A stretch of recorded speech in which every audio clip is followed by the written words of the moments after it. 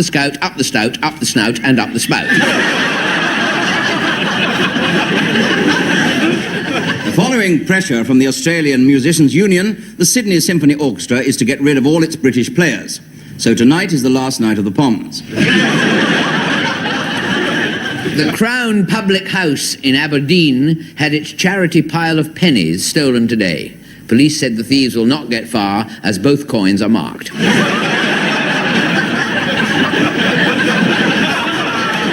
And at Dublin bankruptcy court this morning, Ireland's worst gambler admitted to losing his last £600 on the St. Ledger.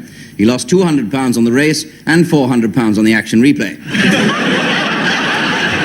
We have just heard that Swedish massage Parlours Limited have merged with the Women's Voluntary Service to provide Fields on Wheels. Mr. Callaghan has announced that next year he intends to set foot on the moon. And Foot has announced he's going to set Callaghan on the moon.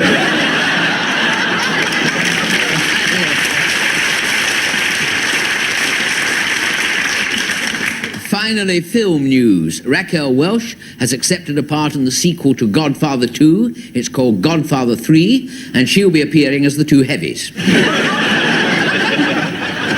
But now a sketch starring Mr. Ronnie Corbett, who managed to make himself so unpopular at the Typing Pool Christmas party that the girls hung him up and kissed the mistletoe.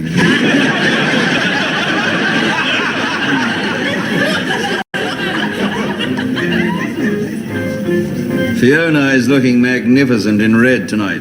Yes. Trouble is that damned Carol's with her clings like a limpet. Yes, I know, but I've got a plan for Carol. I'm going to foist her off onto some unsuspecting idiot. And then I'm going to move in on the lovely Fiona.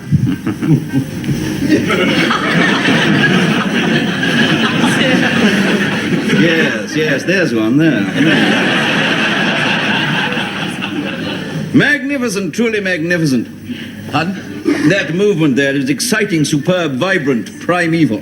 Pardon? The way you were pawing the ground like that, like a stag in rut. Absolutely magnificent. Oh, God. Bursting with male pride. It really was, I did. Yes, I know what that gesture means, you see. That is the first impulse in the age-old courting ritual. Yes, for one heady moment there, Gerard's Cross became the steaming foothills of the Kachinjunga.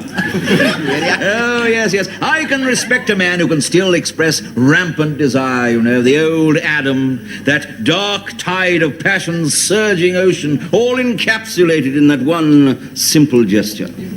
Actually, I dropped some shrimp puree on the carpet. I started rubbing it into the pattern before anyone noticed, so don't tell anyone. No, you can't pretend with me. Every gesture a man makes betrays the inner beatings of his caged libido. I mean, that cheese straw that you're holding there, what is that saying? That is saying, this is a cheese straw, it is saying I actually meant to have a sandwich at tea time, but forgot I hadn't put any oil in the car and thought I came here that, well, it might be a little while before we have a hot fork dish, if indeed we do. And this cheese straw is actually filling the hole. No, every cheese straw points to which way the wind is blowing, you know.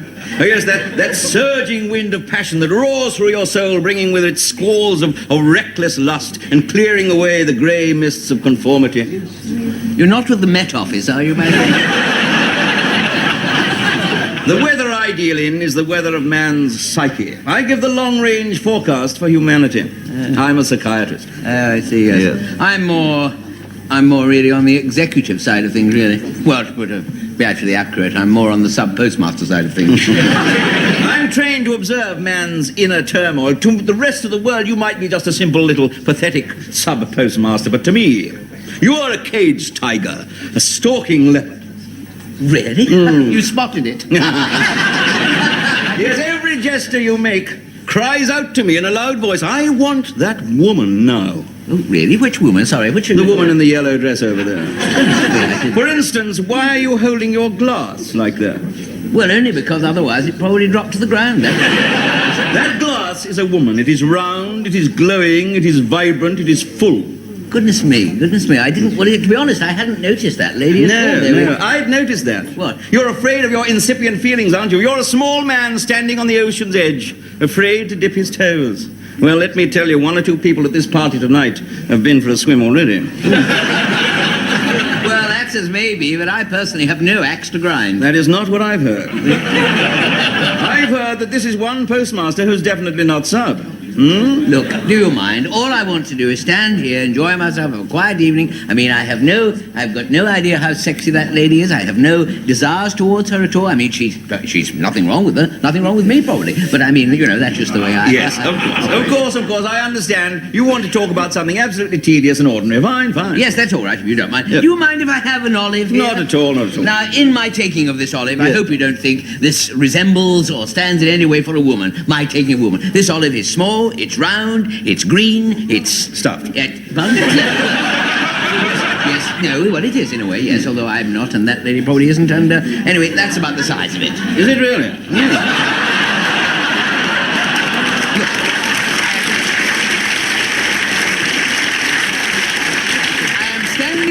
With no gestures, no waving of hands, no complaints, being perfectly happy. Do you understand? I know, and people are beginning to notice. Notice what? That you're standing here doing nothing about it. I mean, you're standing there with a pathetic little cheese store, that glass with that pathetic drink. I mean, it's animal, you know, it's disgusting. What? It's all fantasy with you. Why don't you go over there and grab that woman in the yellow dress and whisk her out of here? Why don't you? Because you're afraid. No, I am not. We Trivets have no fear. We Trivets have fire in our blood. Then get in there, wee trivet. I will, don't you worry. That's the idea. I will. Don't you realize what I'm going to do? You come with me. Take me. Oh, God, the man's colorblind as well.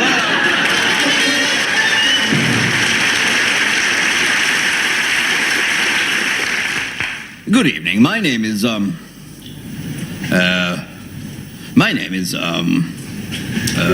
Thingamy. Now, I wonder if you suffer from a bad memory, because if you do, I've got some brand new ideas which may help you. Now, I myself suffer from a bad thing, and, good evening. My name... Yes, my name is the same as it was before, and I'm now going to blow my nose. Now, you may wonder why I've got a brick in my pocket. So do I. Oh, yes, this is known as a mnemonic, an aid to memory. How does it work? Oh, yes, of course, yes. Brick reminds me of Dick. Dick reminds me of Emery. Emery reminds me of memory. That's it. I've got a very bad brick. Oh, yes, good evening. My name is Hammer. My name is Hammer. My name is Hammerstein. My name is Hammerstein. My name is... No, it's not. No, my name is Brick. Arthur Brick. Arthur Brick. That's right. My name is Arthur Brick, and I am employed by the government as their memory man. Now, yes, quite. Now, do you know that we lose over 2 million man-hours a year due to bad memory? Many workers just can't remember what they're supposed to be making. Last year, we made 3 million tons of E-type custard. So what can you do about it? Well, here is the government's latest secret weapon. It's a handkerchief with a knot in it, you see. How does it work? Well, the knot reminds me of the Boy Scouts, which reminds me of the Brownies, which reminds me of Doreen Addleston, which reminds me of Knockers, which reminds me of Knickers, Knickers Twickers, Twickers Rugger, Rugger Cricket, Cricket Allen Knot, and that reminds me of the knot in my handkerchief. Which, of course, in turn reminds me of the other knot in my handkerchief. And I haven't the faintest idea what that was. So remember our slogan, tie a knot in it, you know it makes sense. Sometimes I forget a word. Now, one word I always forget, for example, is, I'm sorry, I've forgotten it. So what I do is substitute another word I can remember, like banana, you see. Now, for instance, I went straight into my boss this morning and I said, I've been working here for 20 years, I jolly well want a banana. And he gave me one, and here it is, you see, I've got it in here. And now, I recently painted some classic pictures entirely from memory, and it really works. Now, look, here's one, for instance, you see, there we are. That's the banana of the Glen. Oh, yes, it all entirely from memory, and here's the famous Mona banana, of course. And this one's rather naughty. It's Goya's famous naked banana. Absolutely peeled. Now, I I hope that hint will prove useful, but for those of you with really bad bananas, here's an even more useful aid to memory, rhyming. Now, I once went to see my girlfriend wearing this very large nose, you see. Now, that was to remind me to propose, you see. Now, she said, I don't want to marry a man with an enormous nose, so she married a Mr. Crampton in the finish. He is a man, of course, with an enormous ice cream business. And here is one of his cornets, you see. Now, cornet, you see, now that cornet, hornet, hornet, wasp, wasp, sting, sting, ping, ping, pong. It reminds me to mend the lavatory. It's simple, isn't it? Now, what else have I got in my pocket? Well, sometimes, you see, I don't even know what day it is. Now, there you are, you see, and that helps me. It's Knickerbocker Day. No, it's not. It's Chocolate Sunday. The Chocolate Sunday reminds me chocolate, Easter eggs, Easter Monday. Monday I stepped in a pancake. Pancake Tuesday I was in Sheffield. Sheffield Wednesday lost last Thursday. Thursday I went to a fancy dress party as man Friday, so it must be Saturday. You see? Simple. Well, simple aids to a better banana. Now, if you have any queries, please address them to me at this address, Colonel Sir Thingamy Banana, Ping Pong House, Big Nose Road, Thingamy under Knickerbocker, Brickshire.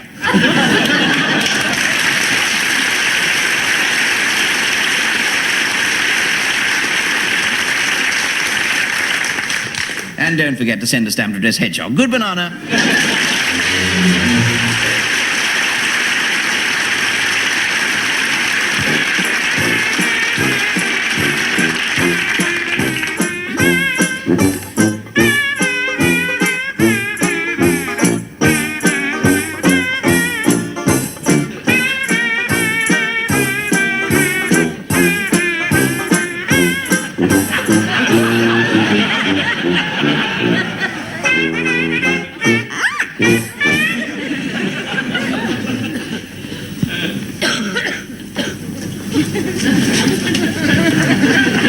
Hello, Ede. Hello, dear. Oh, you got a letter there? Yes, I've just had the postman. Oh. I thought you was looking a bit flushed. Well, with George being away, you see. Yes. How's he enjoying his week at Clacton, love? Will it be all right, dear, as long as you don't take too much of that ozone, darn it? Oh, no. I should think knowing George, he'll stick to his pipe, won't he? Shall I make a cup of tea, love? Oh, lovely, just need that, dear, yes.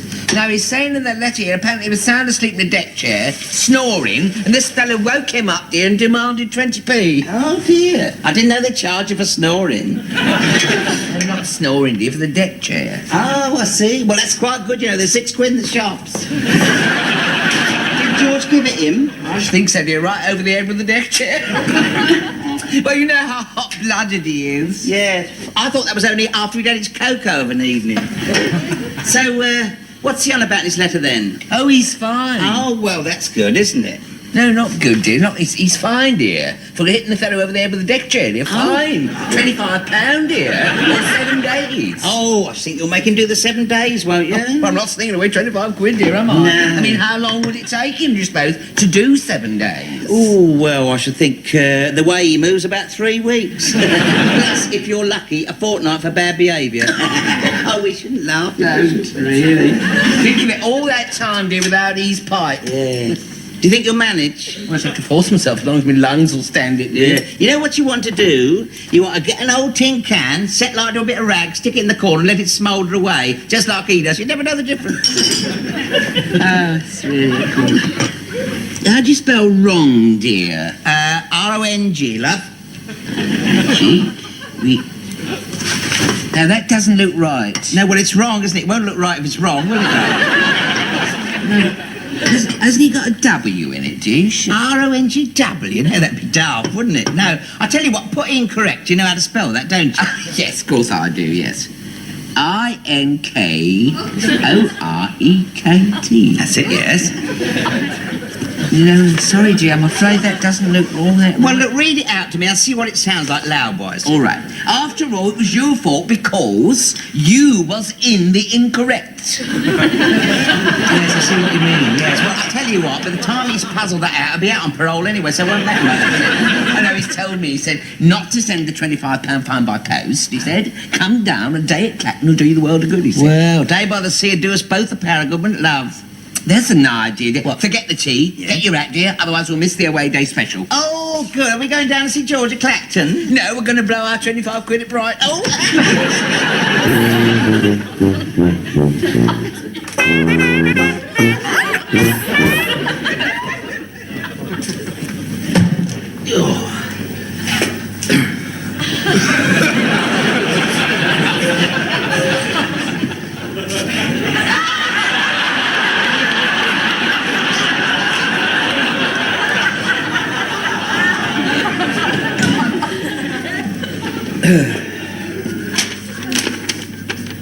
George, the tap's leaking, the telly man's repossessed your electric organ, and the dog's done it again. Welcome home. Me and Lil have gone to Brighton, your loving wife Ede. P.S. Your dinner's down the chip shop. That's charming, isn't it? Charming. Down the chip shop. Cool. Have it in? Hey? You back, George? No, still down there, Sid. What you're staring at now is one of those uncanny encounters of the 3rd Division, see? Probably due to the time warp on the A33 between Croydon and the coast. Hey? Of course I'll back you, Burke. Has the week gone already, then? Yes, time flies, Sidney. Good thing elephants don't.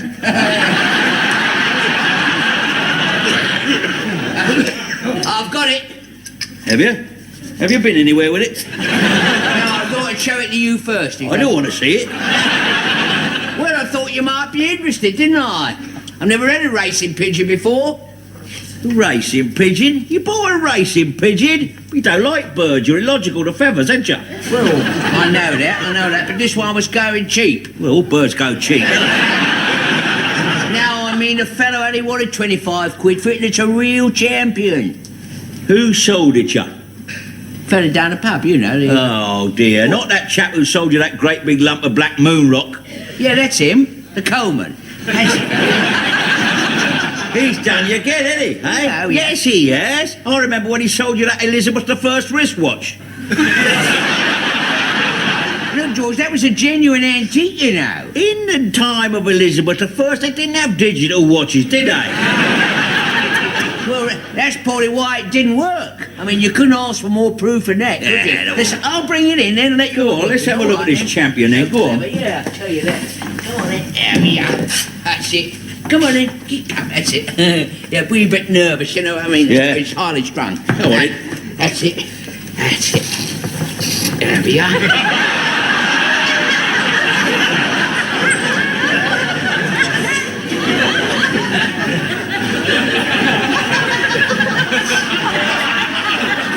It's a duck. Hey? It's a duck. Where? Where? In a cage, it's a duck. He's a racing pigeon. George, it's a duck. Look, it's got webbed feet, unless you bought it a pair of flippers, have you? Don't go on. That's them feet of his. That's kind of what's the name? Streamlining. What, aerodynamics? That kind of thing, yeah. It's a duck. He's done you again, the Coleman. He has. Yes, he has. Yes, he has. I remember that time he sold you that day-old golden Labrador pup. Turned out to be an hamster. Look, George, that was a genuine mistake on his part, be fair. Yeah, well, that's his maybe. That's his maybe. I shouldn't try and join the Pigeon Fanciers Association with that thing, innit? This is no everyday, ordinary racing pigeon, I tell you. I know, it's an everyday duck. It is an Argentinian racing pigeon. Yeah, Argentinian racing codswallop. Look, he's got a bill instead of a beak, isn't it? That's its beak. It was in one of these night races over the Argentinian Pampas. And he ran into a mountain. That's what's happened to it. What do you feed him on then? Fish? It's a duck. It's a Argentine. Look, I took it out for a test flight. Yeah. It flies just like a pigeon. Oh, yeah, fast, is it? Oh, fast. I should say it's not very fast, no. No. As a matter of fact, he was overtaken by a couple of sparrows, but he's got some stamina. Oh, yeah. I was out looking for him for hours, I was. Were you? Where'd you find him? Over the duck pond. It's a duck, isn't It's it? an Argentinian pigeon. Look at the... See, he's waggling the back of himself. Look at that. Look at that. It's just like a teddy boy's haircut in the back there, isn't it? Don't say things like that in front of him, you'll offend him. No, I doubt if he cares, Sid. It'd be like water off an Argentinian racing pigeon's back to him. Has he got a name, has he? Yeah. Donald.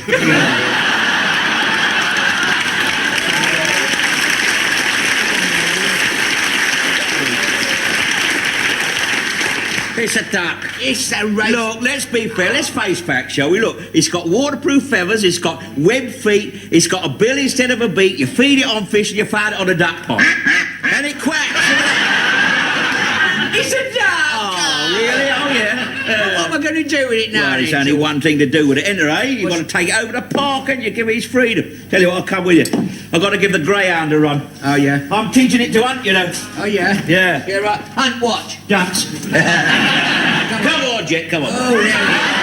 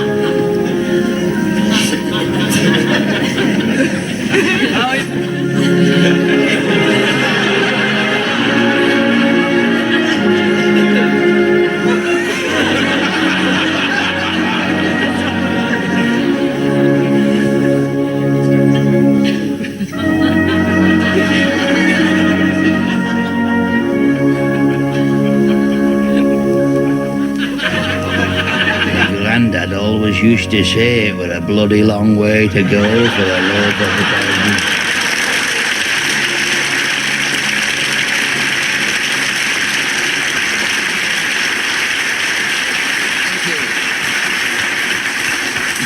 Now, here is a joke which my dear little grey-haired mother used to tell me so many years ago whenever I had trouble getting off to sleep. Now, unlike tonight, when I'm having trouble staying awake. But that obviously will give you some idea of how riveting tonight's joke is. I'll be honest, this story has all the excitement of an overdose of Horlicks.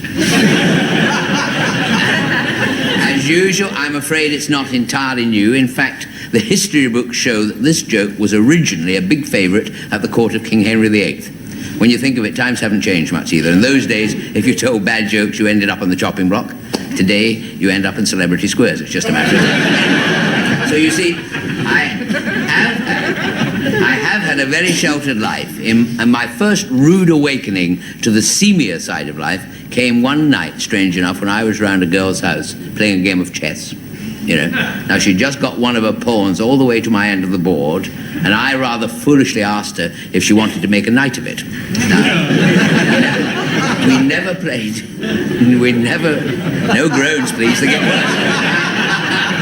We never played a lot of chess after that, or did jokes of that nature either. Anyway, I suppose my strict upbringing was due in part to the fact that ours was a very pious, religious sort of community. I remember where we lived, the local Catholic church had to board up the confessional box.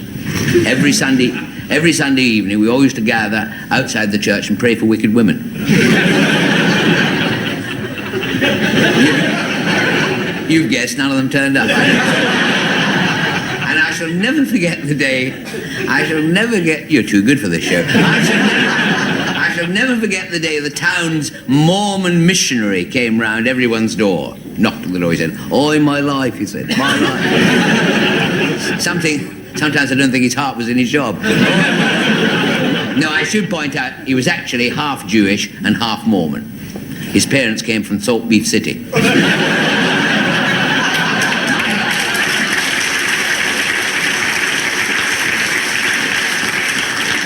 My life, he said. I think I'll finish now if you don't. My life, he said, the world is going to end at 6:35 next Tuesday, and everybody took it so seriously. I remember the Catholics rushed off and organised the last-minute mass. The Anglicans arranged emergency communion services, and the local synagogue held a closing down sale.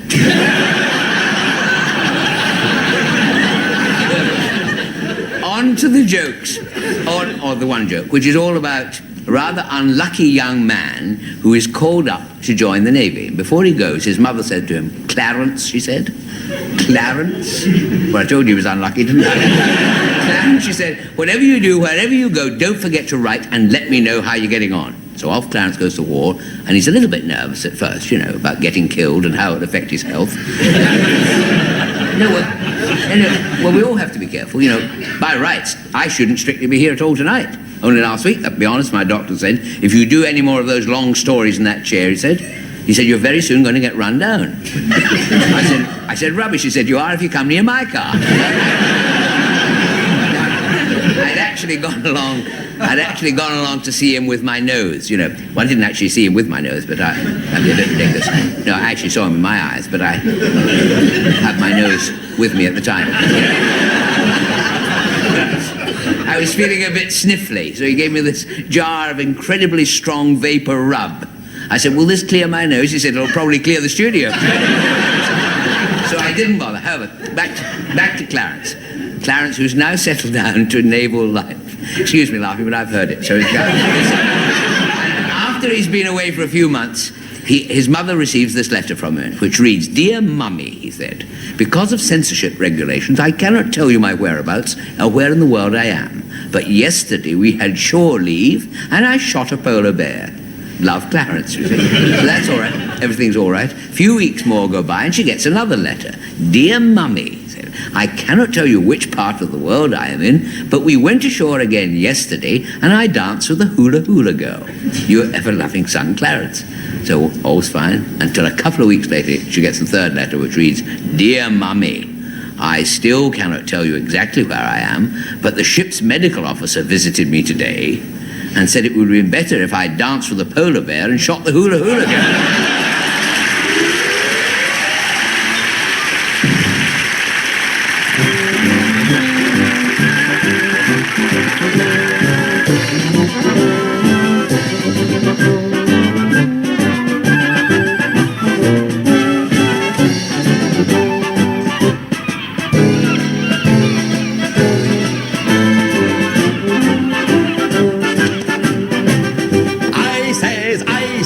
Winkles, whelks and crabs. I says, cockles, cogs and crabs. Along the prom we do a bomb when lovely grub is up for grabs. With ices. Cockles, winkles, whelks and crabs.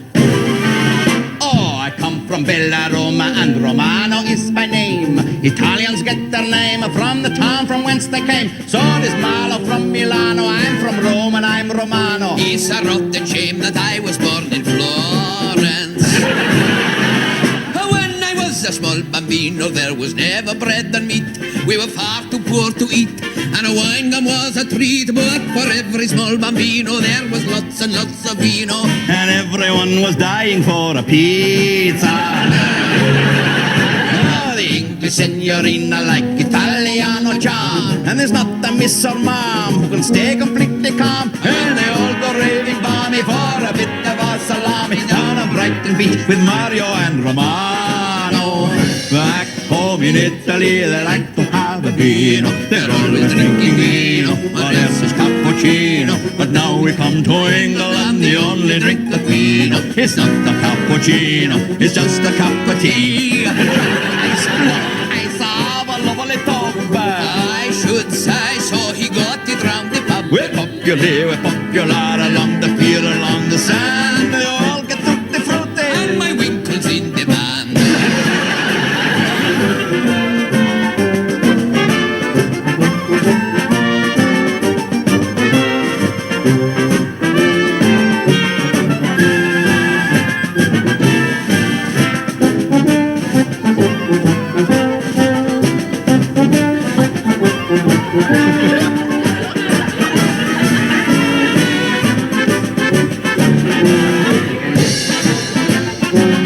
Oh, I do like to be beside the seaside. Oh, I do like to paddle in the sea. When I step in the water from the prom, all the waves go splash you're on my bum. He's a shame I'm a little on the wee side, 'cause when he dives beside me in the sea, all the tide comes up to here, and it nearly floods the pier. He's overwhelming and over me.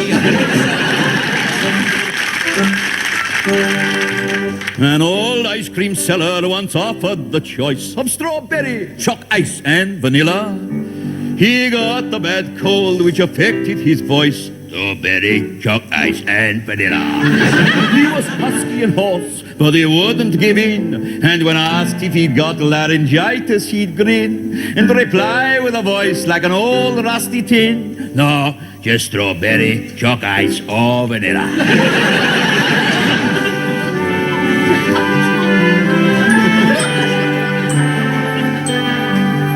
I was swimming in a cove on the other side of Hove, when a little far too far from land I got.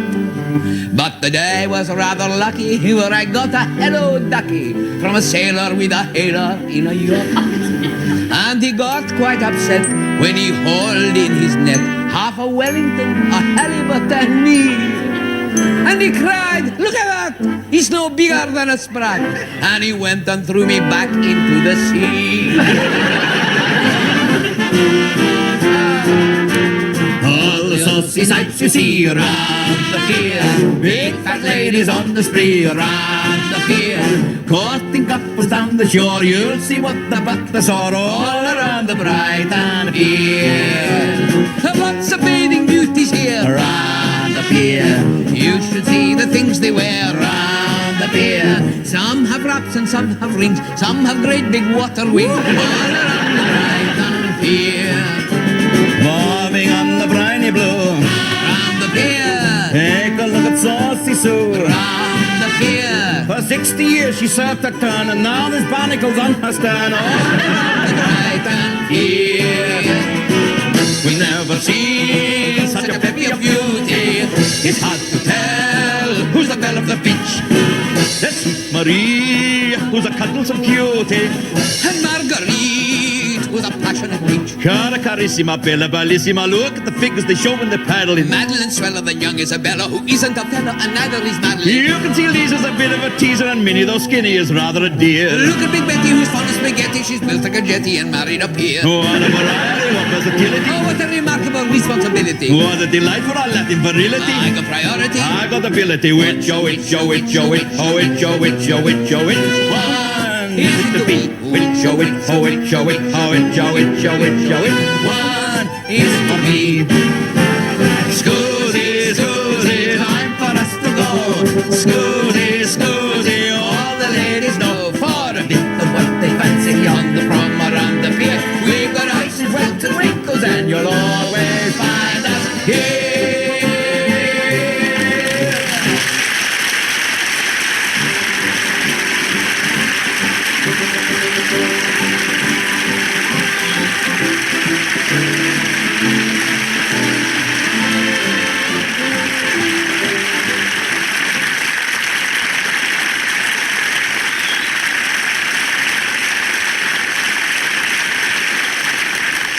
Well, that's just about all we have time for tonight, but there are a few late items of news. Yes, first, sport. We have just heard that the Irish Indoor Athletic Championships have been called off because it's such a nice day. And good news from the World Masochistic Games. The British team were beaten into first place. Meanwhile, Ernest Grimble, the unlucky home improver who put in storage heaters just before the price of electricity went up, changed to oil just before the Middle East crisis, and finally installed solar panels, has now, at the end of the first quarter, got a bill from God.